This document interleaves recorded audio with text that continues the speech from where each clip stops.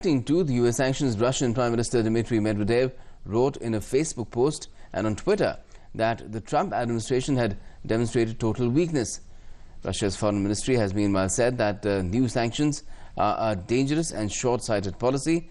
In a statement, the ministry said the sanctions against Russia had put global stability at risk and that the United States bears particular responsibility for this. Iran has said that new sanctions imposed by US President Donald Trump on Wednesday break the terms of its nuclear deal with the United States and other world powers and vowed an appropriate and proportional response. Siddhant is joining us on phone line. Siddhant, on one hand, we have the US President with the sanctions. On the other hand, Iran has vowed proportional and appropriate response. Put into perspective for us the issue. Well, it's not only Iran, but Russia is also not happy about it. And of course, one can expect it for that. But if we talk about the U.S. Politics, the U.S. President is also not happy. The U.S. President may have signed the new sanctions against Russia and Iran and, of course, North Korea. But he slammed the legislation, saying that it's an infringement on his power to shape the foreign policy, saying that he could have made better deals with governments than the Congress.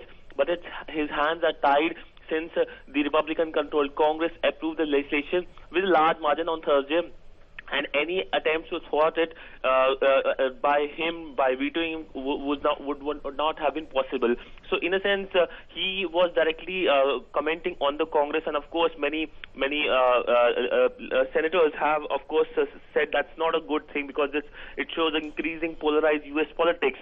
So that is the big news of the sanctions. But of course, Trump has also introduced the RAISE Act, which plans to curb legal immigration, specifically yes. green card, which of course impacts Indians. The good point is that it favors skill-based immigration and favors people who speak English. So that is positive for Indians. But negative part is that it curbs immigration only to the spouse and the child of the person who is coming to America, limiting his parents. So that is the news which will of course not goes down well with us with Indians, because we are more traditional. We would like to have our parents also with us. So that's a news which is not positive for us. So two important bills: the sanction bill and of course the immigration bill in the U.S. politics being talked about. Right. All right.